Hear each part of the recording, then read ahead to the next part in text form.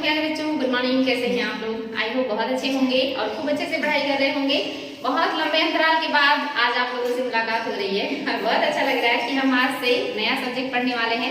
अभी तक हमने आपको हिस्ट्री पढ़ाया और इसके नाम आपका इकोनॉमी भी पढ़ाया, लेकिन आज जो है एक नया सब्जेक्ट पढ़ाने के लिए आए हैं जो आपका पर्यावरण है। बोर्ड पे लिखा है तो आपको दिख ही रहा होगा।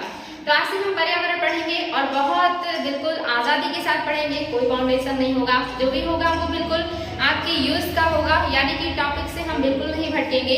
लेकिन उस टॉपिक को पढ़ने के लिए हम जितना भी ब्रॉड जा सकते हैं हम उतने ब्रॉड जाएंगे और बहुत अच्छे से इसको समझेंगे, फील करेंगे, ताकि एग्जाम चाहे छोटा हो या बड़ा उसमें जो है सॉल्व करने में कोई भी क्वेश्चन प्रॉब्लम ना हो।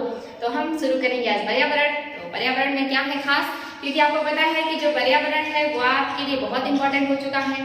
पर्यावरण में बहुत सारी चीजें हैं जिसमें बदलाव हो रही हैं जो हमारे लिए बहुत घातक है और इसलिए हम उसके लिए कुछ समाधान भी ला रहे हैं, उसके लिए कुछ नए नए तरीके ढूंढ रहे हैं। इन्हीं सारी चीजों को हम पढ़ेंगे पर्यावरण में।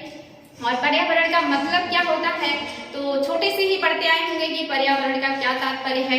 परि प्लस आवरण से मिलकर बना है पर्यावरण।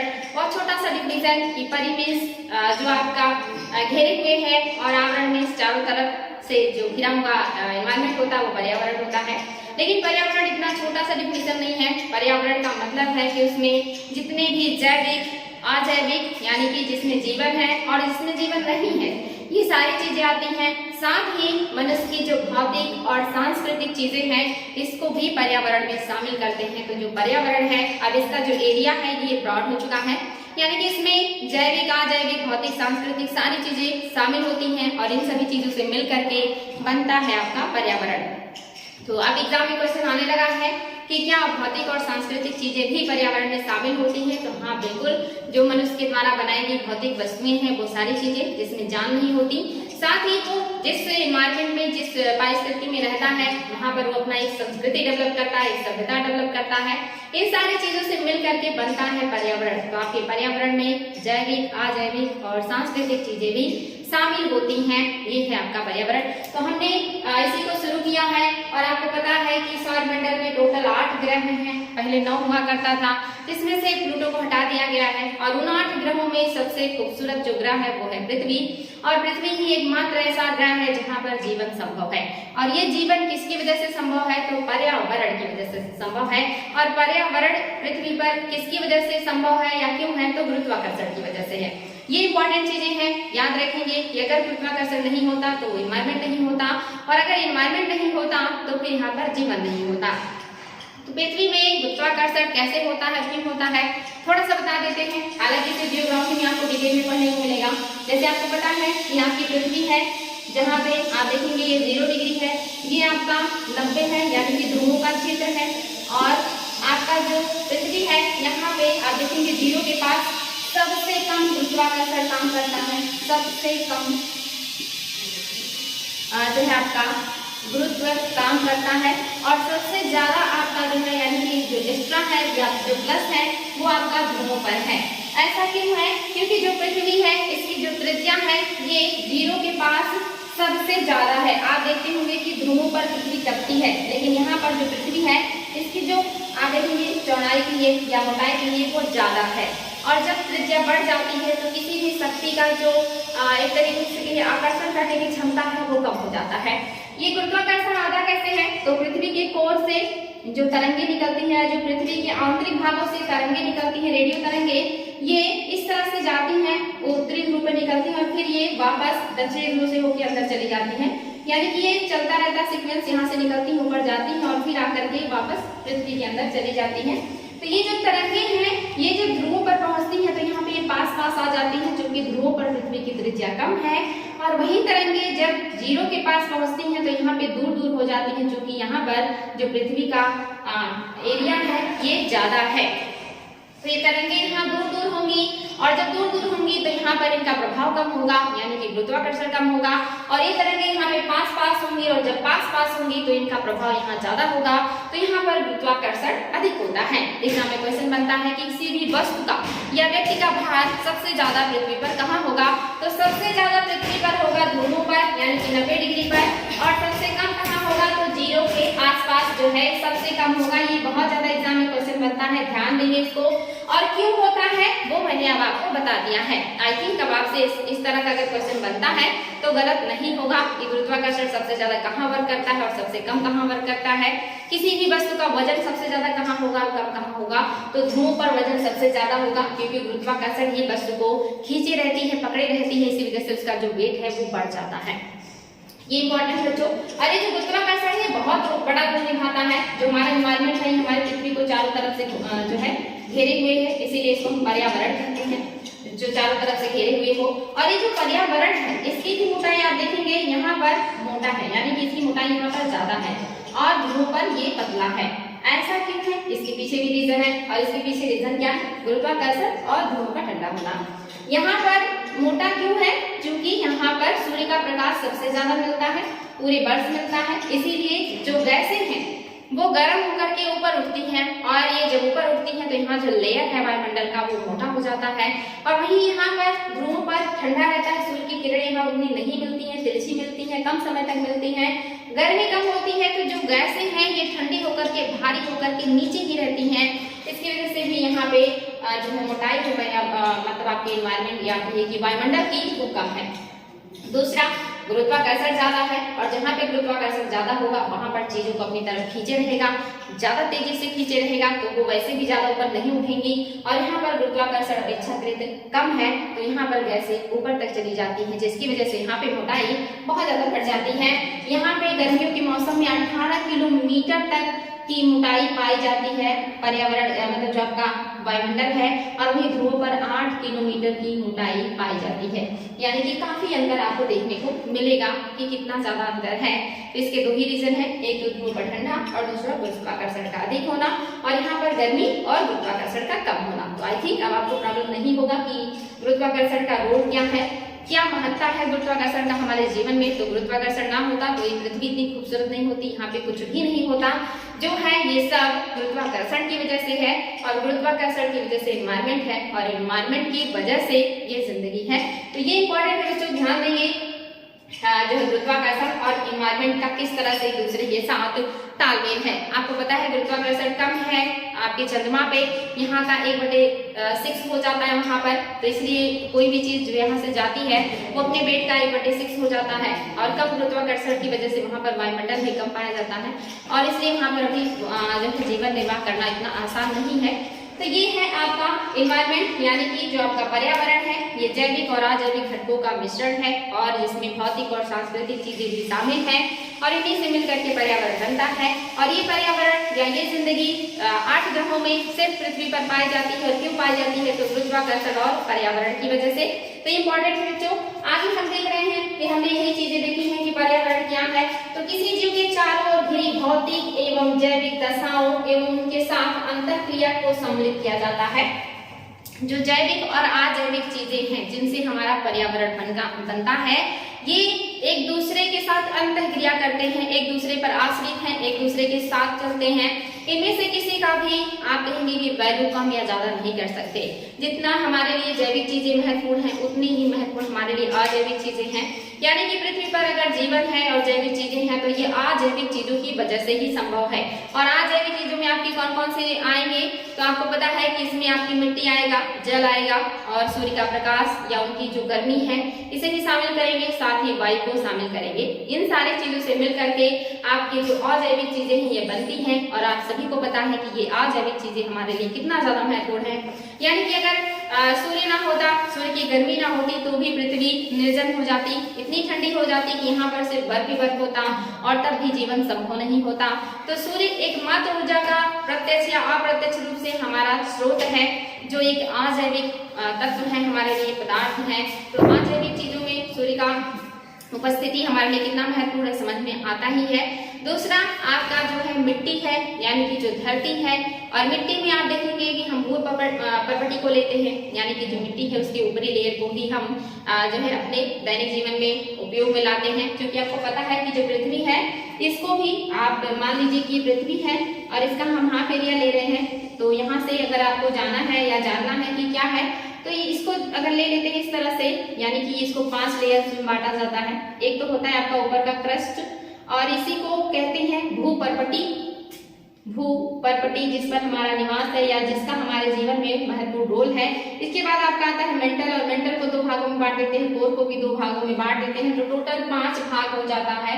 और ये अलग अलग असंबद्धताओं से बटा होता है, जो कि आपको ज्योग्राफी में देखने को मिलेगा। ये असंबद्धताएं भी आती है जिसमें आपकी 5 हैं, जैसे क्रस्ट में है कोनराड, इसके अलावा आप देखेंगे। इसके बाद आपका है मोहो असंबद्धता, मोहो असंबद्धता, और इसके अलावा आपका है रेपेटी है, रेपेटी है, गुटेनबर्ग है, गुटेनबर्ग, और लेहमैन है, लेहमैन। ये आपके 5 जो है असंबद्धताएं हैं जो पृथ्वी के 5 लेयर्स में बांटने का काम करते हैं। और ये असंबद्धताएं क्यों होती है, तो बहुत डिटेल की चीजें हैं कि इसमें भी क्वालिटी में डिफरेंसेस आते हैं। एक लेयर में लिक्विड है तो दूसरे लेयर जो है ठोस है, फिर तीसरे लेयर में अलग गुण है, और इन्हीं गुणों को बांटने का काम करते हैं जो असंबद्धताएं होती हैं।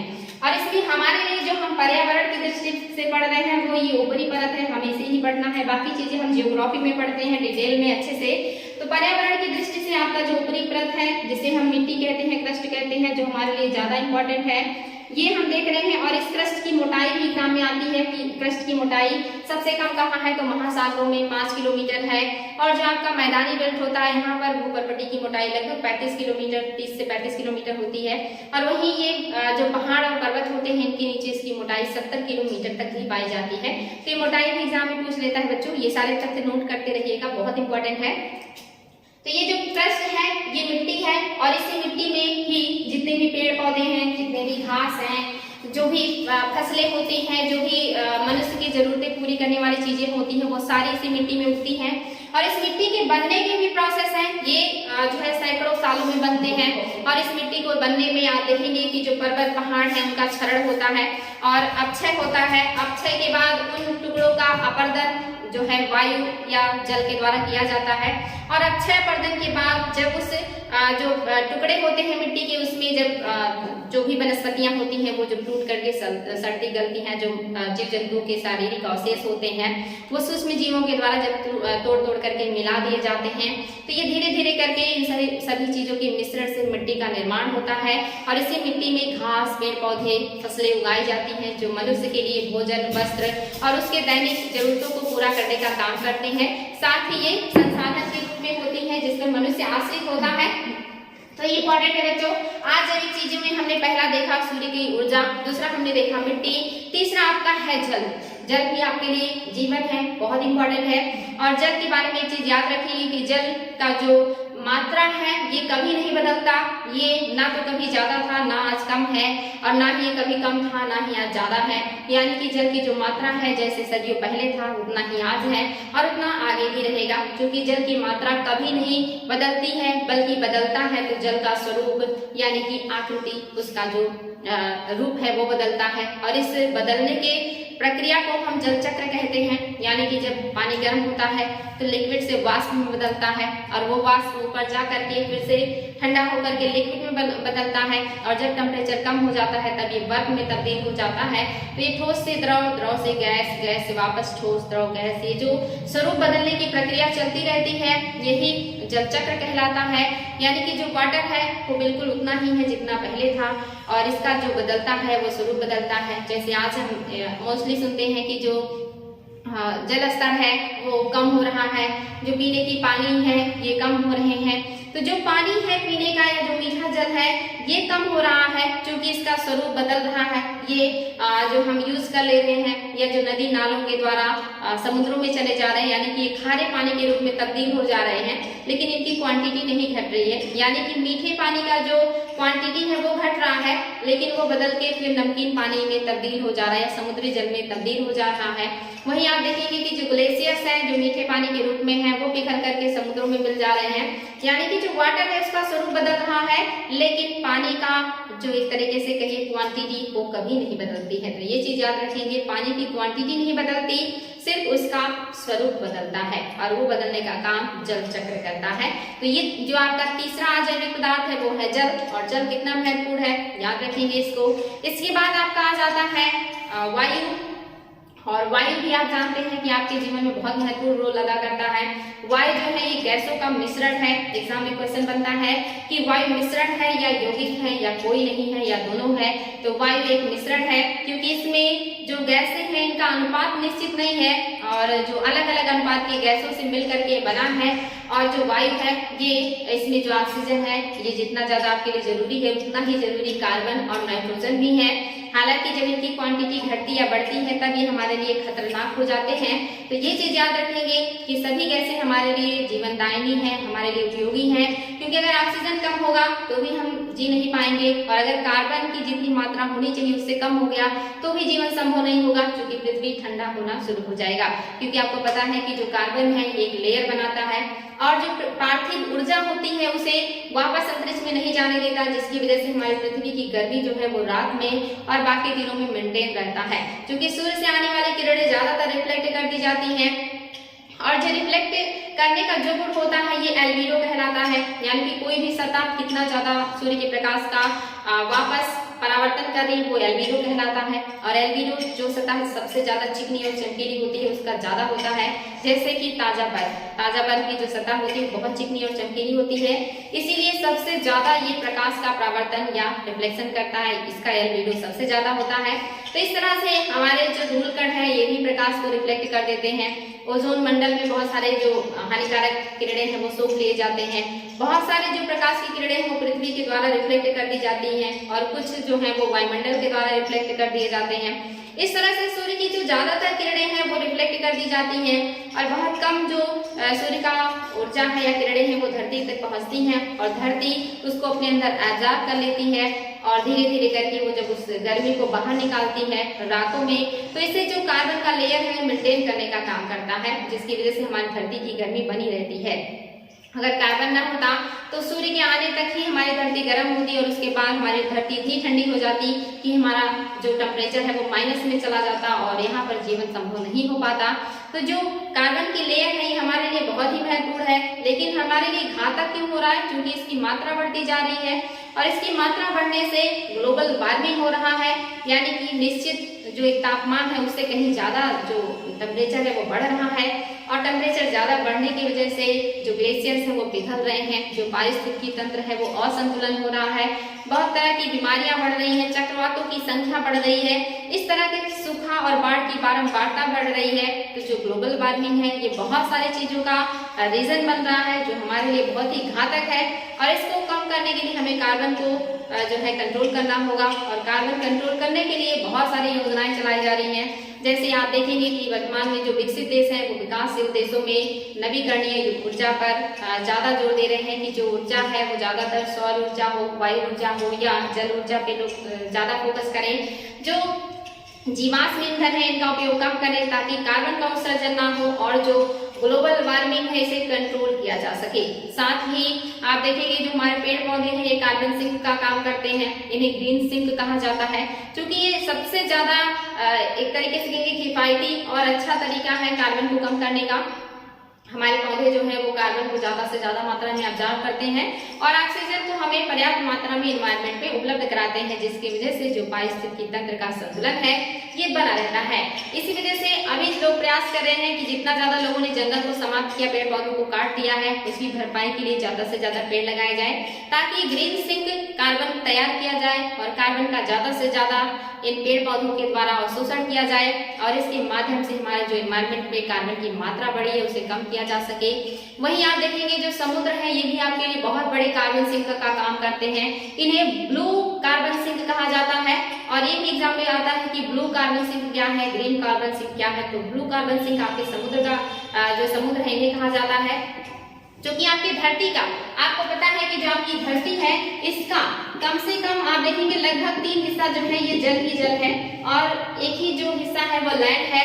तो 3 हिस्से में जल है और उस जल में रहते हैं बहुत सारे असंख्य जीव जंतु और साथ ही फाइटोप्लैंक्टन यानी कि पादप, ऐसे शैवाल, ऐसे जो जलीय पौधे हैं जो जल में ही प्रकाश संश्लेषण करते हैं और प्रकाश संश्लेषण करके कार्बन डाइऑक्साइड को बड़ी मात्रा में अवशोषित करते हैं और ऑक्सीजन को बाहर निकालते हैं और उनकी इस प्रक्रिया की वजह से जल के अंदर भी ऑक्सीजन की आपूर्ति होती है जिससे जलीय जीव जीते हैं और जो बाकी का एनवायरनमेंट में वो ऑक्सीजन को रिलीज करते हैं उससे हमें फायदा होता है।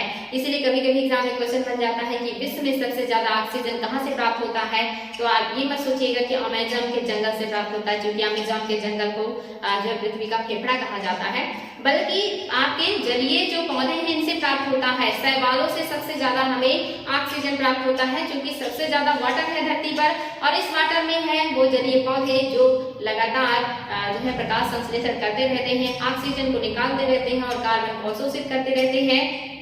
इसीलिए आप देखेंगे कि सबसे ज्यादा जो ऑक्सीजन हमें उपलब्ध कराते हैं वो यही जलीय क्षेत्र के पौधे या जो भी पादप होते हैं वो उपलब्ध कराते हैं। इसी वजह से इनको जो है ब्लू सिंक कहा जाता है, यानी कि कार्बन का ब्लू सिंक कहा जाता है, या नीला जो है अवशोषक कहा जाता है। ये बहुत इंपॉर्टेंट तथ्य है बच्चों, ये सारे एग्जाम में बने हुए हैं और आगे भी बनेंगे, इनको नोट कीजिएगा। तो इस तरह से हम पढ़ रहे थे कि हमारे जीवन में इन अजैविक चीजों का कितना बड़ा रोल है। अगर आप देखेंगे तो एक एक अजैविक चीज जीवन को कितना ज्यादा प्रभावित करते हैं, यानी कि जो मनुष्य है, जो जीव जंतु है, जो पादप है, उनका आकार कैसा होगा, उनकी आकृति कैसा होगा, उनका स्वभाव कैसा होगा, उनकी कलर कैसी होगी, उनका बॉडी स्ट्रक्चर कैसा होगा, वो किस तरह का जीवन यापन करेंगे, उनका भोजन कैसा होगा, ये सारी चीजें जो डिसाइड करते हैं ये हमारे अजैविक तत्व निर्धारित करते हैं। क्योंकि आपको पता है कि जो हमारी धरती है ये 3 कटिबंधों में बटा हुआ है।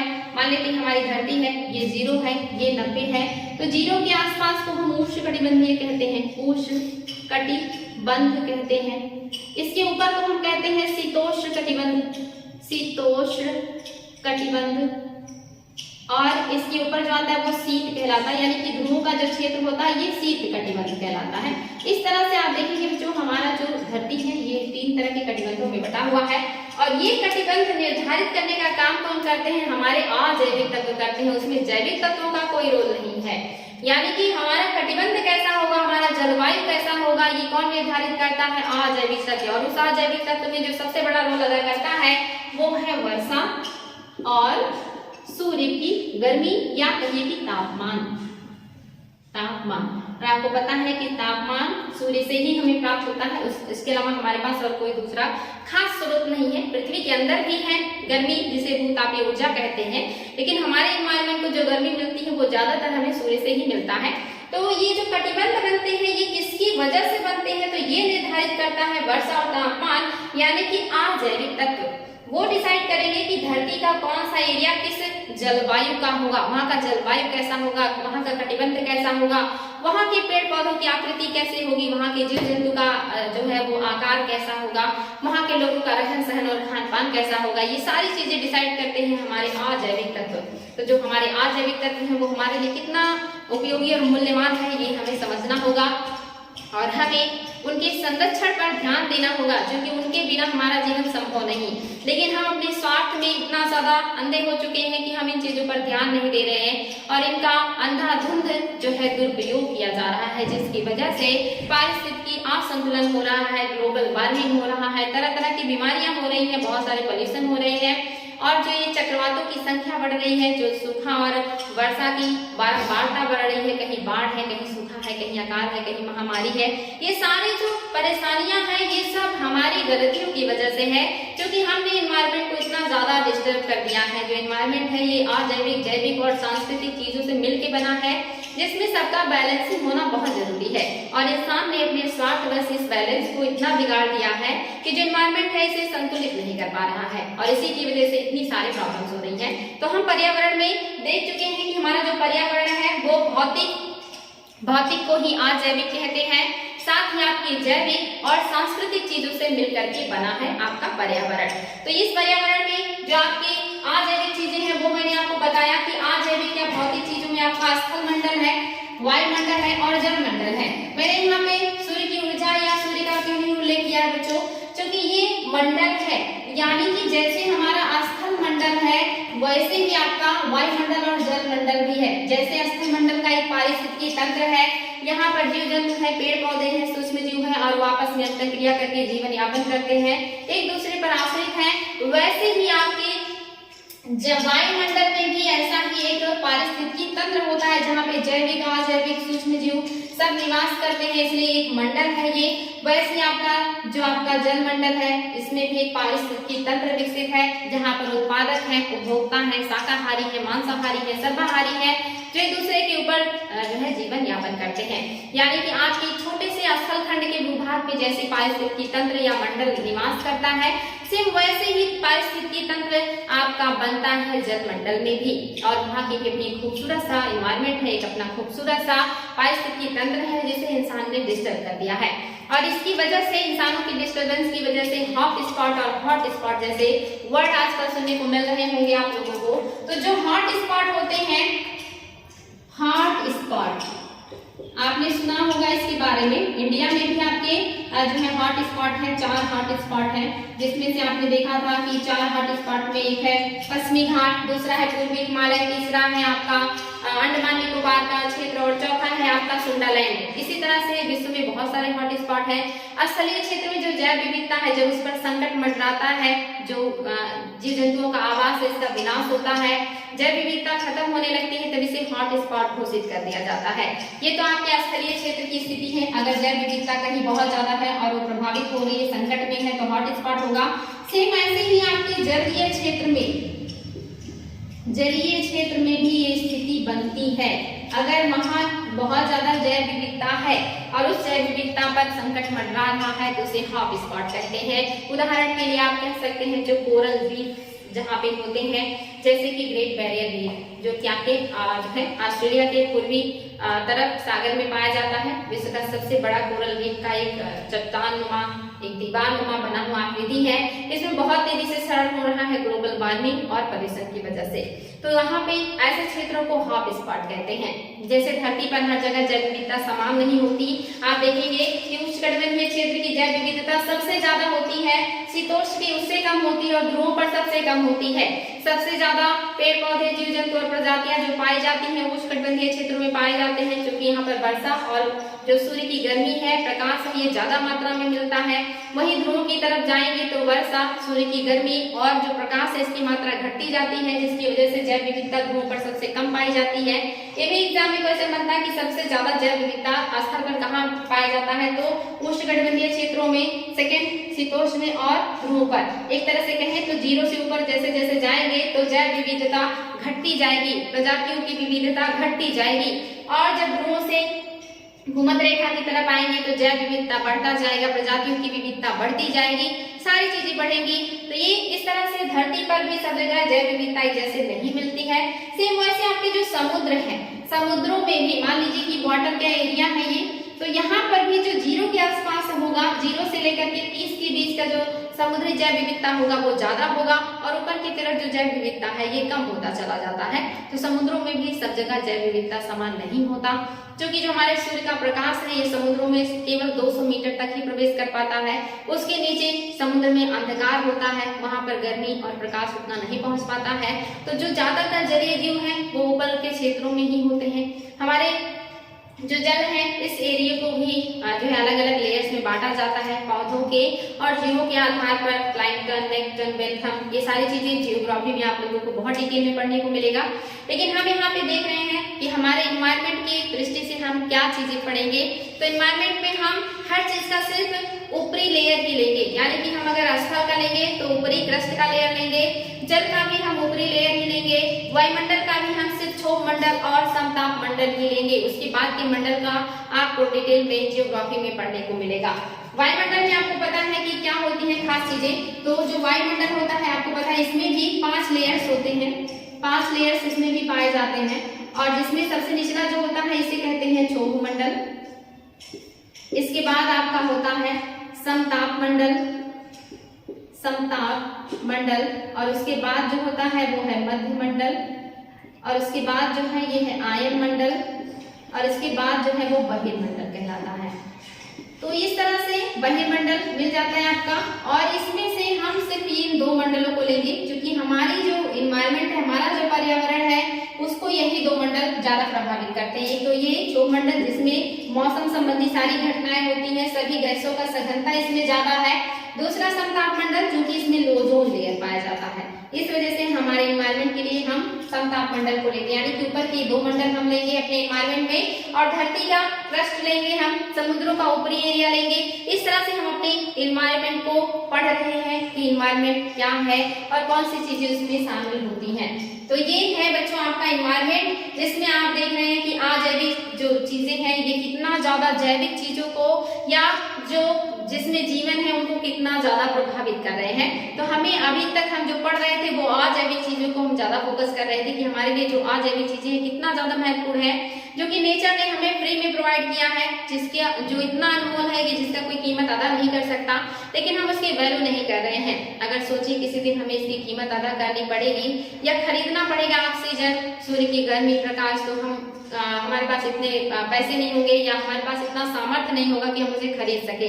लेकिन आज जो चीजें फ्री में हमें नेचर दे रहा है हम उसे सुरक्षित नहीं कर पा रहे, उसे संरक्षित नहीं कर पा रहे हैं, जो कि करना बहुत जरूरी है। हालांकि अब इंसानों ने सोचना शुरू किया है कि हमें कुछ करना चाहिए, लेकिन अभी बहुत देर है और अभी बहुत कम सोचा जा रहा है और ज्यादा सोचने की जरूरत है। तो हमने देखा कि अजैविक और भौतिक चीजों को, अब हम देखेंगे जैविक और जो है जीव जंतुओं को। और जैविक चीजों में आपकी वनस्पतियां आती हैं या वनस्पतियों का पर्यावरण है, जिसमें बड़ी बड़ी वनस्पतियां और छोटी वनस्पतियां सभी शामिल हैं और इनकी भी सघनता उन्हीं टेम्परेचर और वर्षा की वजह से ही निर्धारित होता है। इन्हें जो है जीवित माना जाता है। और हमारी पारिस्थितिकी तंत्र में जो जीवित चीजें हैं, जो जैविक चीजें हैं, उसमें सबसे महत्वपूर्ण रोल जो अदा करता है वो करता है वनस्पति जात, क्योंकि ये एकमात्र है जो उत्पादन करते हैं और हम सभी लोग इसी के ऊपर निर्भर करते हैं और इसी की वजह से इनकी महत्ता हम सब में सबसे ज्यादा है। यानी कि जितनी भी जीवित चीजें हैं, चाहे उसमें पादप हो, चाहे वो जंतु हो, चाहे मनुष्य हो, सूक्ष्म जीव हो, इन सब में सबसे जो इम्पोर्टेंट रोल अदा करता है वो पादप करते हैं, क्योंकि ये भोजन बनाते हैं, दूसरों के लिए जीने का सहारा देते हैं। इसी वजह से सारे जो जीवित चीजें हैं वो इस जीवित वनस्पति पर या इसी पर निर्भर करते हैं। ये सबसे महत्वपूर्ण रोल अदा करता है। तो कभी एग्जाम में क्वेश्चन बने कि हमारे जितनी भी जीवित चीजें हैं, अजैविक चीजें हैं, उसमें सबसे महत्वपूर्ण रोल किसका है, तो पादपों का होगा या वनस्पतियों का होगा। दूसरा है जंतु। जंतु अपने चारों तरफ भौतिक और सांस्कृतिक चीजों को डेवलप करता है, इसीलिए जंतुओं की भौतिक और सांस्कृतिक चीजों को भी हम पर्यावरण में शामिल कर देते हैं। तो एग्जाम में कभी क्वेश्चन बने और वहां पे ऑप्शन में सांस्कृतिक और आपके भौतिक, जैविक, अजैविक इन सबसे बनता है पर्यावरण, ऐसा ऑप्शन हो तो वही आपका सही हो जाएगा। इसको ध्यान देंगे बच्चों। इसके अलावा जो है आपके जैविक संगठक में यहाँ पे देखिए पादप है, मनुष्य है, जंतु है, सूक्ष्म जीव है। पादप को आप जान ही रहे हैं कि पादप का सबसे बड़ा रोल है, यही प्रकाश संश्लेषण करके भोजन बनाते हैं और इसी भोजन पर सारे जीव निर्भर होते हैं। दूसरा जो मनुष्य है, इस दुनिया का सबसे एक तरीके से कहिए कि सोचने वाला व्यक्ति, समझदार व्यक्ति या बुद्धिमान व्यक्ति, जिसने इन सारी चीजों को अपने हिसाब से करना शुरू कर दिया है। इस पर्यावरण का सबसे जो है एक तरीके से कहिए इम्पोर्टेंट पार्ट है इंसान, जो सारी चीजों को अकेले ही डिस्टर्ब कर रहा है। यानी कि इन सारे जीवों में सबसे खतरनाक जीव जो है वो मनुष्य है और इसने बाकी जीवों और बाकी लोगों का जीना हराम कर रखा है, जो कि इसके पास दिमाग है, सोचने की क्षमता है। यानी कि दुनिया में अगर सोचने की क्षमता है वो मात्र मनुष्य के पास है। जो हमारे छोटे जीव हैं या बड़े जीव हैं, ये सोच नहीं कर सकते, इनके पास थिंकिंग करने की क्षमता नहीं है और यही गुण इंसान को बाकी जीवों से अलग करता है। जबकि हम भी बाकी जीवों की तरह एक जीव है जिसे नेचर ने इस धरती पर भेजा था इस एनवायरनमेंट में जीने के लिए, लेकिन हमारी सोचने की क्षमता ने बाकी जीवों की जिंदगी को या बाकी पारिस्थितिकी तंत्र को डिस्टर्ब कर दिया है। यानी कि अगर हमारी सोचने की क्षमता न होती तो शायद हम इतना ज्यादा स्वार्थी नहीं होते और इतना ज्यादा नहीं सोचते, इतना ज्यादा गलत नहीं करते। तो ये सोचने की जो क्षमता है अगर बाकी जीवों में होती तो वो भी बगावत कर देते और इंसानों से अपना अधिकार मांगने लगते कि इस धरती पर, इस जल पर, इस वायु पर, इस सारी चीजों पर उतना ही अधिकार हमारा है जितना आपका है, लेकिन आप हमारे ऊपर अतिक्रमण कर रहे हैं। अपनी जरूरतों के लिए हमारे खाद, हमारे दांत, हमारी बाकी चीजों को बेच रहे हैं, हमारे मांस को बेच रहे हैं, हमारे घरों को उजाड़ रहे हैं। तो उनके पास सोचने की क्षमता नहीं है, थिंकिंग करने की क्षमता नहीं है, इसी वजह से वो गुलाम है और हमारे पास सोचने की क्षमता है, इसीलिए हम जो है सबके स्वामी हैं। तो ये सोचने की जो क्षमता है ये मनुष्य के पास सबसे विशिष्ट गुण है। लेकिन दुख की बात यह है कि सोचने की जो क्षमता में हम अच्छी चीजें नहीं सोच रहे हैं, बहुत स्वार्थी हो गए हैं और इस स्वार्थ की वजह से हम बाकी चीजों को इतना ज्यादा डिस्टर्ब कर दे रहे हैं कि उसका खामियाजा हमें खुद भी भुगतना पड़ रहा है, लेकिन फिर भी हम नहीं सोच रहे हैं। तो ये है बच्चों आज की खास बातें कि आपके जैविक घटकों में मनुष्य है, जंतु है, ये सूक्ष्म जीव जो है इनका भी बहुत बड़ा रोल है। मनुष्य कभी नहीं सोचता कि इनके बिना हम नहीं जी सकते, इनके बिना हमारा जीवन नहीं संभव है, ये भी अगर नहीं हो तो हमारा जीवन खत्म हो जाएगा। मनुष्य नहीं सोचता कि जो आज अनेक चीजें हैं जिसे आज हम समाप्त करने पे तुले हुए हैं, ये अगर खत्म हो गई, इसमें से एक भी चीज खत्म हो गई तो हमारा जीवन संभव नहीं होगा, वो समाप्त हो जाएगा। मनुष्य नहीं सोचता कि इन सारी चीजों पर हमें ध्यान देना चाहिए, क्योंकि इनके बिना हम कहीं भी एक सेकंड भी नहीं रह सकते, जीवन संभव नहीं है, इंसान नहीं सोचता। जबकि इन सारी चीजों पर हमें सोचने की जरूरत है। इन सभी में एक छोटा सा पार्ट है मनुष्य, जो इसमें से अगर एक भी चीज डिसबैलेंस हो जाए तो मनुष्य का अस्तित्व समाप्त हो जाए, लेकिन फिर भी मनुष्य जो है वो नहीं सोचता है। तो ये सूक्ष्म जीव है, ये आपको पता है। सूक्ष्म जीवों में आपके आते हैं कवक, आपके आते हैं सूक्ष्म बैक्टीरिया, बैक्टीरिया आते हैं और साथ ही आते हैं आपके वायरस या विषाणु, वायरस आते हैं। और इनमें जो ज्यादा उपयोगी है वो है बैक्टीरिया और कवक। क्योंकि जो बैक्टीरिया और कवक है ये हमारे एनवायरनमेंट को साफ करने का काम करते हैं, ये अपघटक का रोल निभाते हैं। यानी कि दिन पर दिन जो हम अपने घरों से कचरे को निकाल करके बाहर फेंक देते हैं, जो जीव जंतु, जो पेड़ पौधे खत्म हो जाते हैं और सड़ने के लिए उन्हें छोड़ देते हैं, इन सभी को तोड़ करके मिट्टी में मिलाने का काम करते हैं सूक्ष्म जीव। अगर ये एक भी दिन अपना काम करना छोड़ दे तो दुर्गंध से हमारे दम निकल जाएंगे। यानी कि जितना गंदगी हम फैलाते रहते हैं सब तरफ, इसे साफ करने का काम ये सूक्ष्म जीव करते हैं, जो हमें दिखाई नहीं देते हैं। इसीलिए इन्हें पर्यावरण का महत्तर या सफाई कर्मी कहा जाता है, जो अपना काम करते रहते हैं बिना किसी शुल्क के, बिना किसी स्वार्थ के। लेकिन इंसान जो इतना ज्यादा स्वार्थी है, कभी नहीं सोचता कि उसके आसपास ऐसे जीव हैं जो इतना बढ़िया काम कर रहे हैं और कोई स्वार्थ नहीं है उनका। ये अपना काम एक भी दिन बंद कर दे तो फिर हमारे पास कोई ऑप्शन ही नहीं होगा, हमारे लिए सांस लेना मुश्किल हो जाएगा। तो एग्जाम में क्वेश्चन बनता है कि अपघटक में कौन कौन शामिल होते हैं, तो ये कवक और सूक्ष्म बैक्टीरिया शामिल होते हैं। वायरस इसमें शामिल नहीं होता है। हालांकि जो वायरस है इन जीवों में सबसे खतरनाक है। खतरनाक इसलिए है क्योंकि हमारे लिए भी नुकसानदेह हो रहा है। वायरस जो है ये जीवित और अजीवित बीजों की मतलब चीजों के बीच की कड़ी है। ये जीवित के साथ जीवित और अजीवित के साथ मतलब अजैविक के साथ अजैविक व्यवहार करता है। इसके पनपने का या खत्म होने का कोई जरिया नहीं है, इसलिए इसे कंट्रोल नहीं किया जा पा रहा है या कि ये खत्म नहीं कर सकते हम। ऐसा नहीं है कि वायरस पहले नहीं थे, आज वायरस आ गए हैं, इतनी ज्यादा वायरस से संबंधित बीमारियां फैल रही हैं। पहले भी वायरसेस थे, क्योंकि आपको पता है एनवायरनमेंट का एक पार्ट भी है और ये शुरू से थे, ये आज भी हैं और हमेशा रहेंगे। यानी कि वायरसेस, ये बैक्टीरिया, ये कवक, ये पहले भी थे और आज भी हैं। लेकिन आज हम ज्यादा संक्रमित क्यों हो रहे हैं? क्योंकि हम इनके घरों में घुस गए हैं। हम जो है ऐसी चीजों का सेवन करने लगे हैं जो हम कभी नहीं खाते थे। यानी कि ऐसे जो जंतुओं का सेवन जिनमें ये बैक्टीरिया, ये वायरस निवास करते हैं, ऐसी चीजों को खाने से हमारे शरीर में ऐसे वायरस और बैक्टीरिया आ रहे हैं। जैसे आपने सुना होगा केरल में एक चमगादड़ से फैलने वाली बीमारी एबोला वायरस, ये सारे जीव जंतुओं से फैल रहे हैं। क्योंकि हम ऐसे जीव जंतुओं को खा रहे हैं, ऐसे जीव जंतुओं के संपर्क में आ रहे हैं, हम इनके घरों में घुस रहे हैं, इनके निवास को बर्बाद कर रहे हैं, उस निवास पे जा करके खुद वास कर रहे हैं। तो ये जहाँ पे रहेंगे, अगर हम उनके संपर्क में जाएंगे तो जाहिर सी बात हमें इफेक्टिव करेंगे। पहले हमारा और इनकी भी डिस्टेंस होता था, इनका अपना आवास होता था, हमारा अपना आवास होता था और हम एक दूसरे को संक्रमित नहीं करते थे। लेकिन आज मनुष्य इनके घरों में घुस रहा है, ऐसी चीजों का सेवन कर रहा है कि ना चाहते हुए ये चीजें इंसान को इफेक्टिव कर रही हैं। तो यही रीजन है कि आज वायरसेस हमें इतना ज्यादा नुकसान पहुंचा रहे हैं, क्योंकि हमने इन सबके घरों को उजाड़ दिया है या इन सारी चीजों को अपने संपर्क में ला रहे हैं या खुद इनके संपर्क में जा रहे हैं। तो ये है आपके जैविक घटकों में पादप, मनुष्य, जंतु, सूक्ष्म जीव और साथ ही ऊर्जा संघटक। आपको पता है धरती पे ऊर्जा का बस 2 ही साधन है, जिसमें सबसे बड़ा जो रोल है वो सूर्य का है। अप्रत्यक्ष और प्रत्यक्ष रूप से सूर्य से ही हमें गर्मी मिलती है। और दूसरा भूतापीय ऊर्जा, क्योंकि पृथ्वी के अंदर भी बहुत ज्यादा गर्मी है। कोर का जो टेम्परेचर है वो 6000 डिग्री सेल्सियस से भी कहीं अधिक है, और जिससे सूर्य की जो पृथ्वी की गर्मी है वो हम देख सकते हैं जब कभी जो पृथ्वी के अंदर पिघला हुआ मैग्मा है और वो कहीं भी कमजोर परपटी पाता है तो तोड़ करके ज्वालामुखी के रूप में या गीजर के रूप में इस तरह से ये बाहर निकलता है, तो पता चलता है कि धरती के अंदर कितना टेम्परेचर और कितना आग है। तो धरती के अंदर भी गर्मी है, इसे भूतापीय ऊर्जा के रूप में लेते हैं। साथ ही आपका सूर्य तो है ही, जिससे आप भली भांति परिचित हैं। सूर्य का प्रकाश, सूर्य की किरणें, ये सारी चीजें हम आगे पढ़ते रहेंगे बच्चों। कोशिश करें सिमेटे, क्योंकि बहुत ज्यादा ब्रॉड हो रहे हैं हम। हालांकि आपके समझ के लिए बहुत जरूरी है। तो हम देख रहे हैं कि भौतिक और अजैविक संघटक क्या क्या है। तो इसमें है वायुमंडल, जिसके बारे में मैंने आपको बहुत अच्छे से बताया। इस वायुमंडल में गैस भी है जो कि मिश्रण है, साथ ही जलवाष्प है और धूलकण है।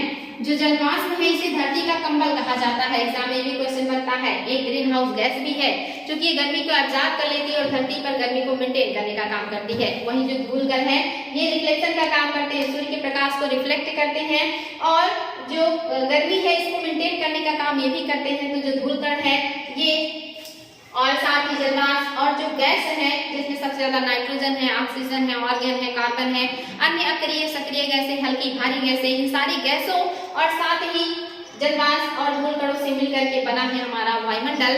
और उसका हमारे जीवन में कितना बड़ा रोल है कुछ हद तक मैंने आपको बताया है। बाकी चीजें भी आगे हम डिस्कस करते रहेंगे। इसके अलावा आपका बच्चों जो है वो है जल। और जल का मैंने बताया कि जल एक संसाधन है। जल से हमें, एक तो हम इसको पीते हैं, इससे हमारा जीवन है। दूसरा, जल से हम पेड़ पौधों और अपने लिए खाद्य फसलों को उगाते हैं। तीसरा, हमारे दैनिक जीवन की सारी जरूरतें जो है वो जल से ही पूरी होती है। और चौथा, जल से ही हम जो है बिजली और ऐसी चीजों का उत्पादन करते हैं। तो जल हमारे लिए संसाधन भी है, हर तरह का संसाधन उपलब्ध कराता है।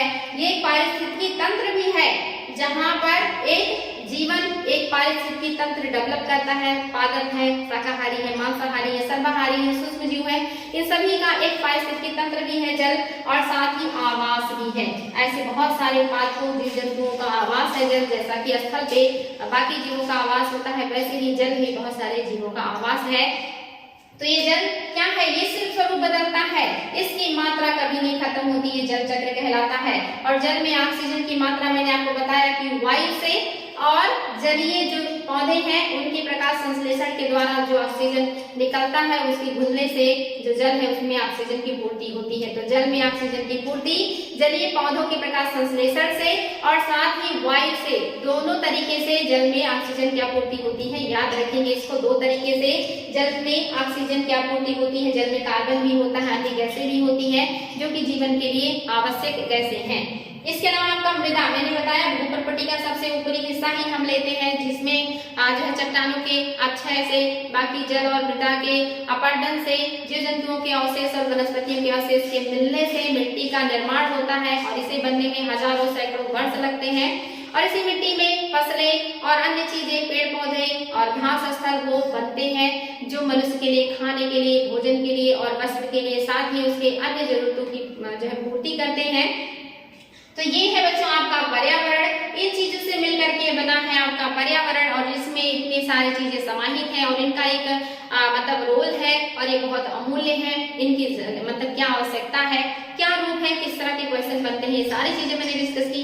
आई होप आपको ये क्लास समझ में आया होगा और अच्छा भी लगेगा। बहुत अच्छे से फील करके पढ़िएगा ताकि अच्छे से समझ सके और ये कभी भूले ना हम लोगों को। तो आज के लिए इतना ही, फिर मिलेंगे नेक्स्ट डे। Thank you.